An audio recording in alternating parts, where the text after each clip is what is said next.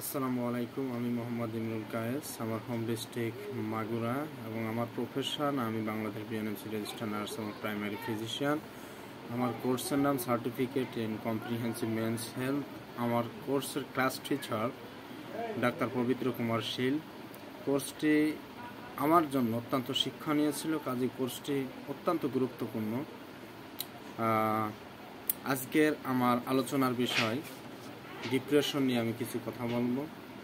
Depression হলো এমন একটি মানসিক সমস্যা যেটা দীর্ঘমেয়াদী দুঃখ এবং আগ্রহহীনতা এবং দৈনন্দিন কার্যকলাপে অনীহা আগ্রহহীনতা দেখা দেয়, সেটা আসলে ডিপ্রেশন।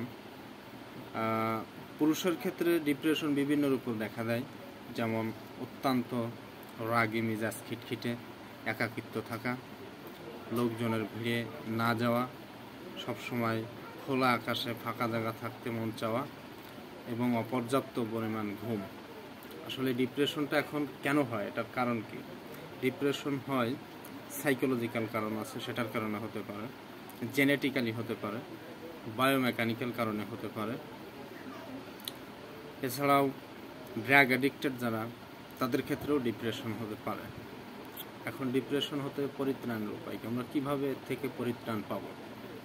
ডিপ্রেশন থেকে পরিত্রাণের উপায় হলো, যারা বাংলাদেশ বিএমডিসি সার্টিফাইড ডক্টর আছে, তারা এই অ্যান্টি ডিপ্রেসেন্ট ড্রাগ সাজেস্ট করে থাকেন। এটা যদি কেউ সেবন করে, দীর্ঘ একটা লং টাইম ইউজ করতে হয় ওষুধটা, তাহলে অবশ্যই তার থেকে পরিত্রাণের উপায় আছে। সারা বিশ্বে WHO ওয়ার্ল্ড হেলথ অর্গানাইজেশন অনুযায়ী 284 মিলিয়ন মানুষ এই ডিপ্রেশনে এফেক্টেড, এই মানসিক সমস্যায় ভুগে থাকেন।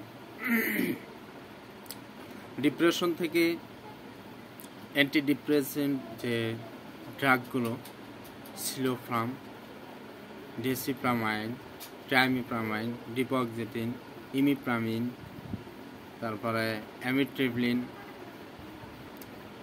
এবং এছাড়াও ইলেকট্রোকম্পালসিভ থেরাপি আছে, বিহেভিয়ারাল থেরাপি আছে।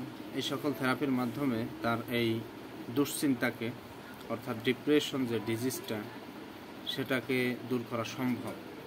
কাজেই যারা আমাদের সোসাইটিতে এরকম সমস্যা আছে, মেডিকেল সায়েন্সে, মেডিকেল সেক্টরে যারা আমরা স্টাডি করতেছি, এই ধরনের কোনো সমস্যা দেখা দিলে অবশ্যই তাকে সঠিক পরামর্শ দেবেন এবং সঠিক চিকিৎসা সঠিক চিকিৎসা সেবা যেন সে গ্রহণ করে, তাকে সেইভাবে অ্যাডভাইস করবেন। আশা করি আমার কথাটি বুঝতে পেরেছেন। Thank you so much. ভালো থাকবেন সবাই।